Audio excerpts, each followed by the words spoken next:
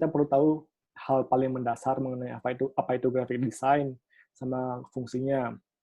Nah, yang pertama, graphic design itu adalah kemampuan untuk menciptakan sebuah ide atau kreativitas menggunakan media digital, terutama kayak komputer, sama untuk proses pemasaran misalnya, sama proses pengenalan suatu barang atau informasi. Nah, kemampuan desain grafis adalah keterampilan yang semakin laris nih di kalangan di tahun-tahun ini, soalnya hampir semua materi sama hampir semua kegiatan itu kita pasti menggunakan sebuah ide atau ide tersendiri. Jadi teman-teman biar kalau mau membuat sebuah acara atau membuat sebuah informasi, kita sangat perlu mengetahui caranya membuat suatu ide. Nah, siapa saja sih yang membutuhkan kemampuan desain grafis ini? Kalau menurut saya, hampir semua orang ini perlu tahu hal mendasar mengenai desain grafis, karena akan sangat berguna kalau teman-teman ingin bekerja di perusahaan atau di tempat manapun. Soalnya desain grafis bakal digunakan hampir di setiap kegiatan, biar teman-teman juga tahu kayak gimana prosesnya, dan teman-teman juga tahu kayak gimana alurnya, biar gampang mengertinya. Nah, untuk itu, di kelas ini, para peserta akan ditingkatkan kapasitasnya menjadi seorang content creator visual grafis yang mampu menggunakan Adobe Illustrator dan Adobe Photoshop. Kita bakal fokus menggunakan dua software ini aja. Yang pertama Adobe Illustrator, dan yang kedua namanya Adobe Photoshop. Masing-masing software ini punya kemampuan khusus dan punya fungsi tersendiri. Nah, di sesi pertama, nanti kita akan belajar mengenai Adobe Illustrator. Apa aja sih kegunaannya sama fungsi-fungsinya, dan juga bagaimana sih cara menggunakannya. Dan di pertemuan selanjutnya di hari Rabu, nanti kita bakal fokus menggunakan Adobe Photoshop.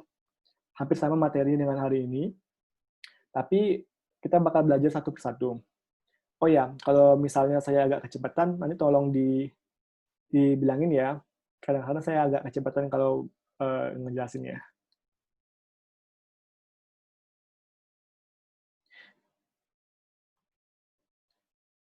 Oke, lanjut ya.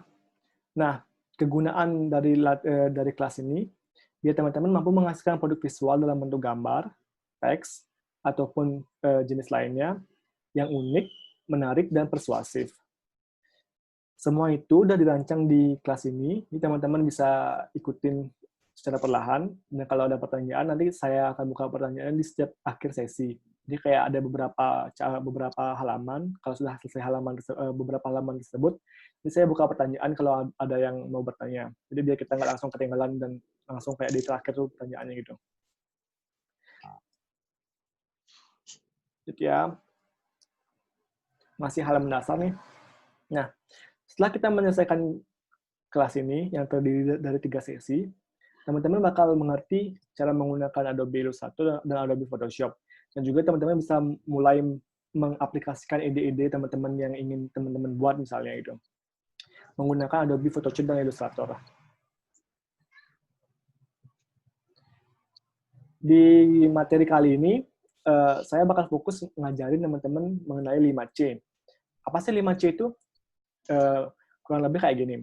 Ada yang namanya konten, konsep, komponen, komposisi, kreativitas, dan kesadaran.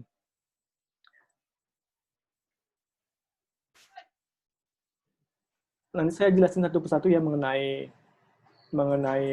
penjelasannya. Nah, 5C ini terdiri dari pertamanya konten. Konten ini adalah isi dari sebuah ide kita. Apa sih yang bakal kita isi di, misalnya kalau teman-teman mau buat iklan atau mau buat flyer atau spanduk misalnya. Apa sih yang bakal teman-teman isi di teks itu, di spanduk itu? Misalnya teman-teman mau ngisi gambar atau teks atau jenis-jenis elemen desain lainnya. Nah, jadi konten itu adalah gabungan teks, gambar atau image, dan elemen desain. Nah, elemen desain ini terdiri dari garis, bentuk, warna, dan lain-lain. Yang kedua, hal yang paling penting adalah konsep. Konsep ini adalah ide awal atau gambaran awal atau juga namanya rencana. Jadi teman-teman gimana sih merencanakan sebuah desain itu? Misalnya kalau teman-teman mau buat promosi material fotografi misalnya, atau teman-teman punya studio, atau teman-teman punya toko. Nah, teman-teman harus tahu nih konsep desain yang mau kita buat tuh kayak gimana. Kalau misalnya tentang toko roti atau toko kue, kita harus tahu nih target marketnya kayak gimana. Terus apa sih yang bakal menarik dari desain kita sendiri. Nah, kita juga harus merencanakan semuanya di bagian sebelum kita memulai desainnya. Jadi, konsep ini adalah hal yang paling penting menurut saya, karena kalau kita bisa membuat konsep dengan baik, nanti proses pembuatan desainnya bakal lebih gampang. Contoh-contohnya ada beberapa konsep seperti kayak konsepnya yang kayak clean, yang kayak benar-benar bersih, jadi kayak nggak ada warna-warna aneh-aneh, jadi kayak cuma pakai 2 warna misalnya. Terus ada yang kayak konsepnya ada yang corporate, jadi kayak teman-teman mau buat desain buat corporate, jadi kayak temanya kayak gini, warnanya bakal kayak gini. Ada juga yang kayak vintage atau pop art gitu. Jadi kadang-kadang kalau yang pop art kan biasanya tuh warnanya ngejreng-ngejreng, jadi kayak bakal berbeda itu. Ya. Yang ketiga ada yang namanya komponen.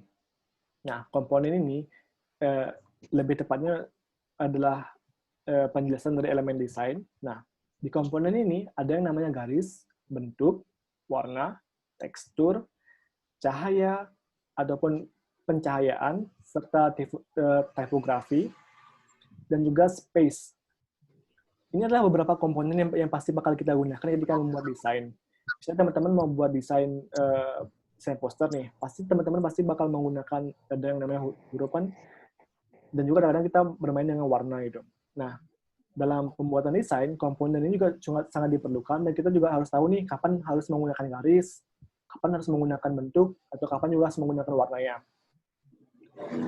Yang keempat, ada yang namanya komposisi. Nah, komposisi ini adalah bagaimana kita mengatur desain kita sendiri, penempatan objek-objek. Nah, gambarnya dulu ya.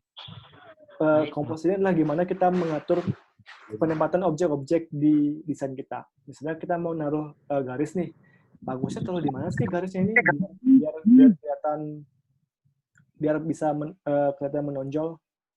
Bentar ya. Nah, kalau misalnya kalau mau buat desain, kita mau naruh shape nih, shape-nya kayak mau persegi atau segitiga. Jadi kita harus tahu sih di mana sih tempat yang bagus untuk naruh ini, biar kalau misalnya ada yang ngelihat desain kita, matanya bakal langsung kelihatan ke tempat itu. Nah, itu contoh dari komposisi. Yang kelima tuh yang terakhir yang namanya kreativitas. Nah, kreativitas ini subjektif sih. Jadi kayak tergantung orang-orang itu, orang-orang kan kreativitasnya berbeda-beda. Ada yang menurut kreativitasnya ini bagus, atau ada yang kurang gitu. Jadi kita nggak bisa menilai kayak gimana.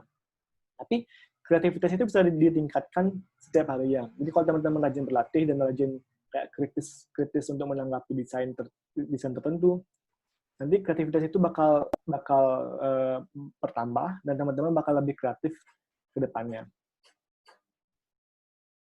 Sejauh ini ada pertanyaan? Kalau ada pertanyaan langsung di chat aja ya. Saya bisa balas satu-satu.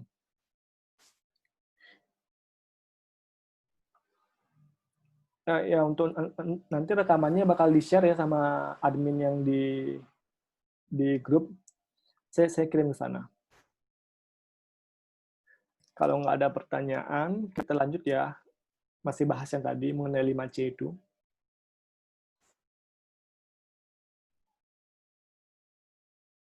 Ini presentasinya kelihatan kan ya? Udah saya share soalnya udah. Ya.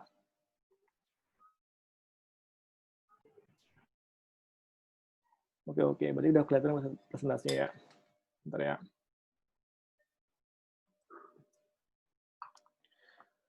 Nah, ini kita bahas lebih jelasnya ya mengenai 5C tadi. Jadi kayak lebih pakai gambar biar teman-teman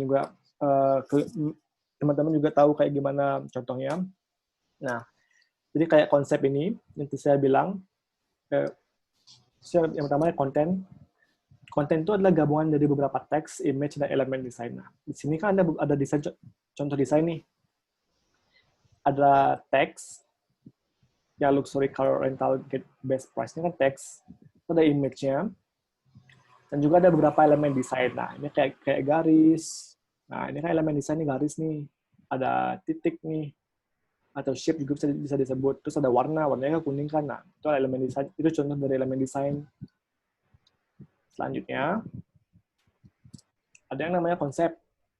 Jadi konsep itulah merupakan ide atau garis besar apa yang akan kita lakukan ke depannya.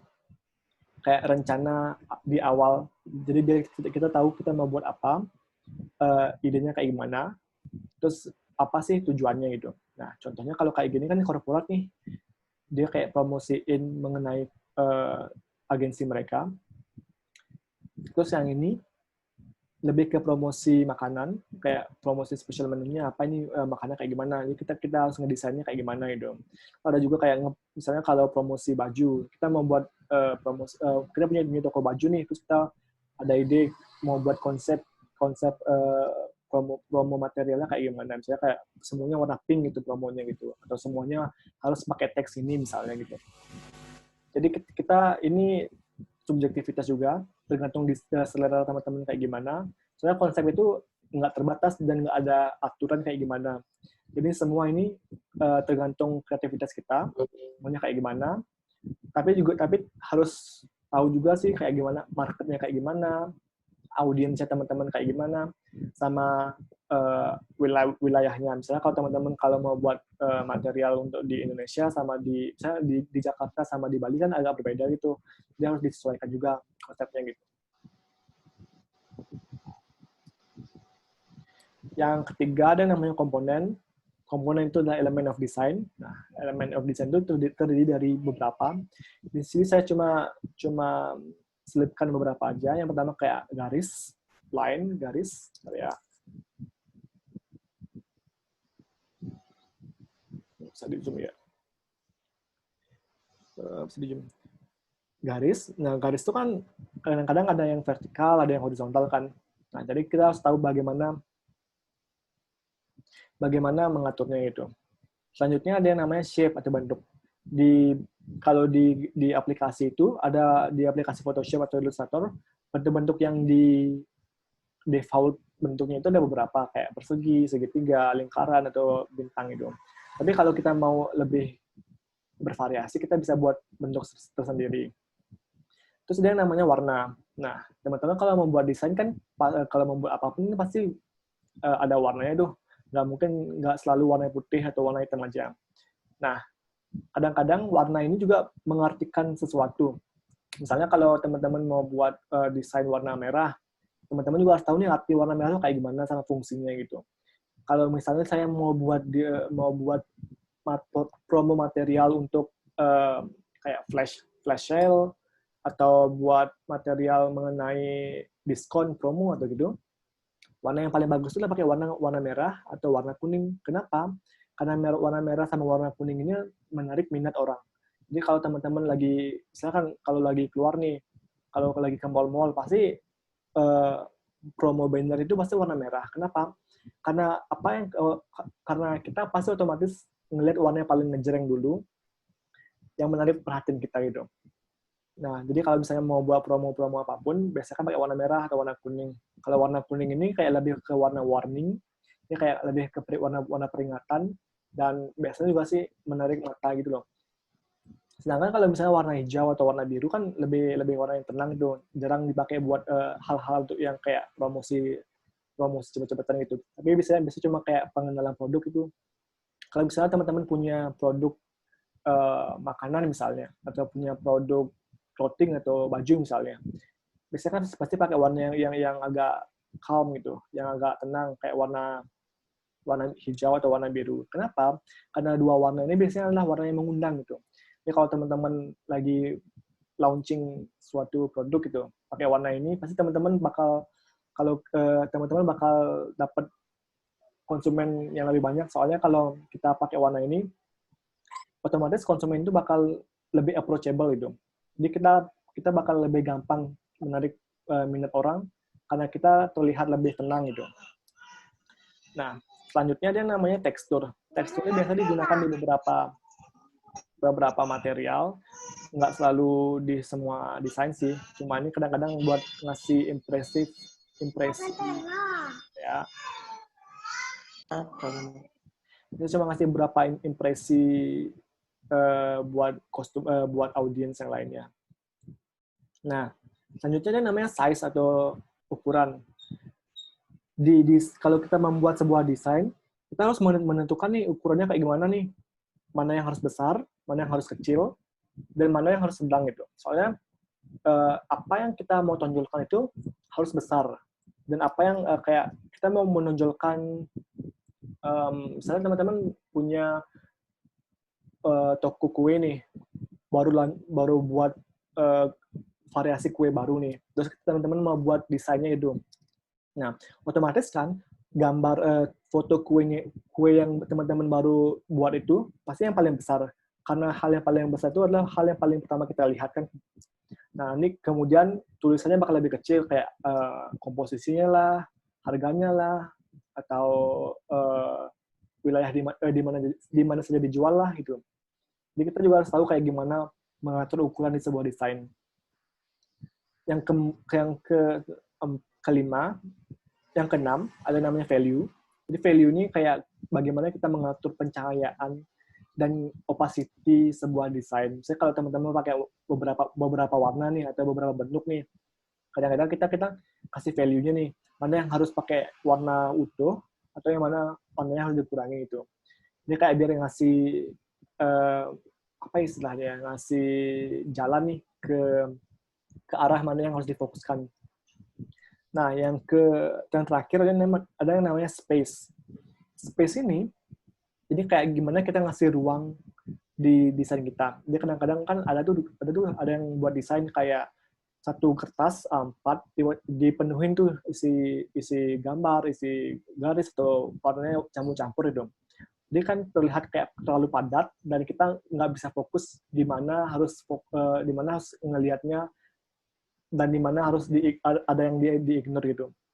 Nah, jadi kalau teman-teman mau buat desain yang agak lebih apa ya istilahnya, lebih enak dilihat itu, teman-teman juga harus memperhatikan space-nya kayak gimana, harus ngasih spasi di tiap elemen misalnya. Karena kayak size-nya ada 2 nih, jangan sampai terlalu mepet, jadi kayak dipisah di beberapa jaraknya, biar mata kita tuh nggak padat dan nggak sakit atau lelah ngelihat desain kita yang bakal kita print misalnya atau bakal kita post gitu. Ya kalau desainnya terlalu padat atau mepet, audiens itu bakal bingung melihatnya, bakal bingung ngelihat mana sih yang paling penting dulu, apa sih ini kok tiba-tiba banyak banget ada teksnya gitu. Nggak, jadi audiensnya bakal bingung mengartikan makna desain kita gitu. Jadi kita harus tahu di mana aja ngasih space-nya biar audiensnya nggak bingung gitu. Sejauh ini ada pertanyaan itu lumayan banyak sih. Ya, cek grup chatnya. Kalau ada pertanyaan langsung di sini aja ya. Maksudnya dari warna pastel ini kayak gimana ya? Maksudnya tujuannya atau jenisnya? Ya ada banyak sih. Kalau warna hitam untuk makanan bisa sih. Jadi ada sih beberapa desainer yang pakai warna hitam untuk background-nya. Soalnya kan mereka mau fokus ke warna makanannya. Tapi makanan itu warnanya agak cerah gitu. Nggak terlalu gelap juga. Kalau misalnya warna background-nya gelap, terus warna itemnya terang, warna itemnya gelap juga, mata kita tuh bakal sulit ngenalin value-nya sih gimana gitu. Jadi kalau mau pakai warna hitam untuk makanan, misalnya membuat desain buat makanan, utamakan makanannya juga harus dikasih penerangan yang cukup, jadi kelihatan gitu. Kalau penggunaan warna pastel buat logo, itu bisa sih. Kalau logo ini kan beda-beda tuh fungsinya sama jenisnya. Jadi nggak ada apa istilahnya, nggak ada aturannya. Kalau buat tergantung fungsi logonya juga sih. Misalnya kalau mau buat logo mainan nih untuk perempuan misalnya, warna pastel itu masih bisa digunakan.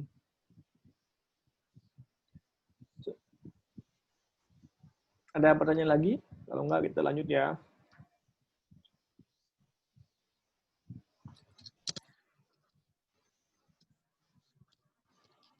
Oke, ntar ya. Ada pertanyaan lagi nih dari Carolina. Untuk suatu produk minimal memakai berapa warna ya? Tetap kalau saran saya sih, kalau teman-teman mau buat desain, usahakan pakai maksimal lah tiga warna itu. Tapi tiga warna ini nggak harus tiga juga. Misalnya teman-teman mau pakai, teman-teman langsung nentuin warnanya kayak gimana. Misalnya teman-teman mau pakai warna hijau, terus pakai warna merah sama warna biru. Cuma kita harus kayak konsisten pakai tiga warna aja dari tiga warna yang kita tentukan. Kenapa? Soalnya kalau di satu desain, kalau kita buat desain nih, kalau kita buat misalnya kayak buat poster misalnya, kalau terlalu banyak kita nggak bisa fokus itu. Dan juga kadang-kadang ada warna itu yang agak bentrok dan nggak harmonis gitu. Jadi kita nggak bisa asal naruh warna juga gitu. Tapi misalnya kalau teman-teman kalau mau perlu warna lain, teman-teman bisa mainin nih value warnanya. Sedangkan tadi kita milih warna hijau, merah, sama biru. Kalau misalnya teman-teman mau nambahin warna, teman-teman bisa ganti warna birunya pakai warna biru yang terang sedikit atau terang yang lebih terang. Atau juga kadang-kadang teman-teman bisa pakai warna biru yang lebih gelap gitu. Jadi usahakan pakai tiga warna yang serasi itu. Terus kalau mau kalau warna itu tetap untuk produk seterusnya. Ya. Kalau menurut saya sih konsistensi itu perlu. Jadi teman-teman kalau mau pakai warna yang sama terus-terusan itu, menurut saya semakin lebih bagus itu. Soalnya kenapa? Jadi kalau kita terlihat lebih konsisten dengan produk kita dan juga bakal jadi brand tersendiri buat produk kita gitu.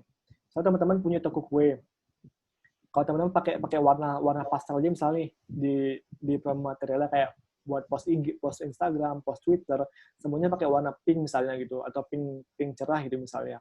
Nah, kalau itu post terus-terusan, audiens kita atau konsumen kita pasti bakal mengenali produk kita nih. Misalnya teman-teman post nih tiap hari pakai produk-produknya pakai warna pink semua. Terus di beberapa minggu kemudian ada konsumen nih yang udah beberapa kali beli di tempat teman-teman, terus ngeliat nih post teman-teman di misalnya ada kelihatan di Facebook misalnya, terus pasti mereka bakal langsung berpikir, oh ini sih produk si A, produk si B, karena dia pakai warna yang gue inget nih warnanya kayak gini gitu. Jadi konsistensi itu perlu biar juga kayak branding tersendiri sih. Oke ya, kita lanjut ya. Tadi sampai mana? Ya, tadi sampai di komponen. Lanjut ke komposisi ya. Nah, yang keempat, ada namanya komposisi atau komposisitas. Nah, jadi kayak gimana kita ngatur area kita nih, area kanvas kita misalnya, namanya. Kita harus tahu nih di mana yang harus besar, di area mana yang harus difokusin, di area mana yang harus dikurangin gitu. Kayak di sini ada beberapa contoh yang udah saya compile. Jadi teman-teman misalnya mau buat post Instagram nih, terus ada beberapa produk nih kayak produk A, produk B, produk C dan seterusnya. Terus teman-teman hari ini mau fokus ke produk yang keenam misalnya, yang di bagian biru ini. Nah, kita highlight produk itu pakai warna yang berbeda dari warna yang lainnya. Jadi kan kalau pertama kali ngeliat itu, mata kita bakal fokus ke warna biru kan, karena di sini cuma ada satu warna doang yang berbeda gitu. Kita biasanya bakal fokus ke area yang memiliki yang berbeda dari warna dari area yang lainnya. Dan juga misalnya kalau teman-teman kayak tadi saya bilang nih, menentukan ukuran nih. Jadi ukurannya mana yang harus diperbesar, mana yang harus diperkecil. Nah, menentukan ukuran itu sangat perlu. Jadi kayak teman-teman biar audiens tahu sih di mana hal yang ya gitu. Kayak contohnya kayak gini nih.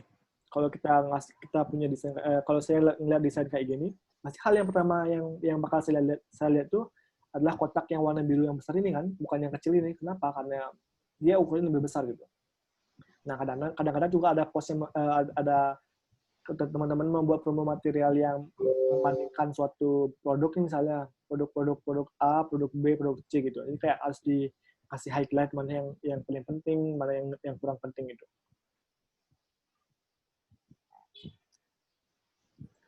Selanjutnya terakhir ada yang namanya kreativitas. Nah, seperti yang saya bilang tadi, kreativitas itu adalah kemampuan untuk mengembangkan atau menciptakan ide terbaru. Nah, kreativitas itu yang kayak saya tadi bilang itu subjektif nih ke perorangan nih. Kan soalnya selera orang itu berbeda-beda. Ada yang suka seleranya ini, seleranya itu. Jadi kita nggak bisa memuaskan hampir seluruh orang dengan satu karya atau desain kita aja. Nah, tapi kita bisa mengembangkan kreativitas ini menjadi hal yang lebih gitu misalnya. Maksud saya kayak teman-teman pengen buat promosi material yang kreatif nih. Tapi kita nggak tahu nih kayak gimana kreativitasnya. Kita bisa research dulu, cari hal yang tren, yang lagi ngetren atau kayak gimana, atau mau buat yang agak berbeda. Soalnya kan biasanya hal yang berbeda itu adalah hal yang menarik minat, kayak misalnya. Contohnya kayak promo material poster film nih misalnya. Nah, kayak ini kan cuma sebagian doang yang dilihatin nih. Ini kayak sebagian hilangin, sebagian dilihatin. Itu pasti bakal menarik minat orang untuk mengetahui isi dari film tersebut kan. Kenapa sih cuma kayak sekian doang yang dilihatin? Apa ada makna di balik ide tersebut misalnya? Kenapa sih pakai warna pink misalnya gitu? Kenapa nggak warna yang kuning? Kenapa nggak pakai warna hijau misalnya gitu? Apa sih makna di balik ini gitu? Jadi kita kayak membuat suatu hal yang normal menjadi tidak normal, biar orang-orang itu lebih tertarik kepada produk kita gitu. Nah, terus kreativitas itu bisa kita kembangkan setiap harinya. Jadi teman-teman kalau pengen lebih kreatif dari hari ini, teman-teman bisa latihan terus, atau teman-teman juga bisa lebih kritis menanggapi desain-desain yang ada. Misalnya, kalau saya sih ada beberapa cara untuk meningkatkan kreativitas. Ya, saya paling sering itu mengkritisi desain, jadi kayak ngelihat apa makna-maknanya, kayak mengartikan makna-maknanya gitu. Misalnya kalau teman-teman lagi ke bioskop nih, terus ngelihat poster film misalnya, coba jadi lebih kritis, jadi misalnya kayak analisis kenapa sih pakai warna hijau kayak gini, kenapa sih pakai warna biru kayak gini, terus kenapa sih orangnya ada 3 misalnya, terus kenapa sih kayak posternya kayak gini. Jadi kita kayak memberikan pertanyaan-pertanyaan, terus kita coba menjawabnya pakai analisis kita. Jadi kayak kalau semakin kita kreatif, kita bakal lebih kritis menanggapi sebuah desain gitu. Oke, itu udah 5. Ada pertanyaan nggak selanjutnya? Kalau ada pertanyaan, sebelum kita lanjut ke bab selanjutnya, saya open pertanyaan lagi ya. Ya, kalau warna itu mengandung makna. Jadi hampir seluruh warna yang ada itu dia mengandung makna tersendiri gitu. Jadi kayak saya pernah baca beberapa buku yang fokus analisis warna. Jadi ada hampir ratusan warna itu kayak punya makna tersendiri. Kayak merah misalnya warna apa, biru warnanya untuk apa. Nah, dan juga kalau warna itu juga beda-beda nih di tiap kultur atau budaya. Jadi kayak misalnya kalau di budaya Bali, warna merah artinya ini. Kalau misalnya kalau di budaya Jawa, warna merah artinya kayak gini. Jadi kan pasti bakal beda-beda tuh di tiap daerah. Jadi kayak kalau teman-teman mau tahu lebih banyak, bisa coba baca-baca beberapa buku mengenai yang fokus menjelaskan mengenai warna itu. Oh, suaranya putus-putus ya? Kayak sinyalnya yang kurang bagus ya. Saya minum dulu ya.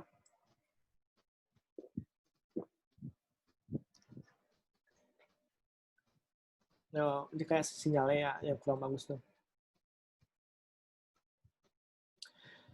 Ada pertanyaan lagi nggak?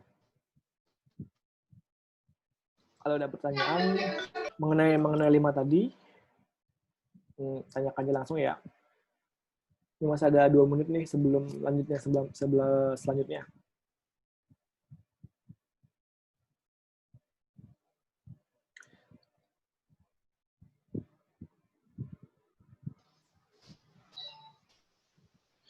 Jelas ya kayaknya. Oke, nggak ada pertanyaan lagi ya? Kalau nggak ada pertanyaan lagi, kita lanjut ya mengenai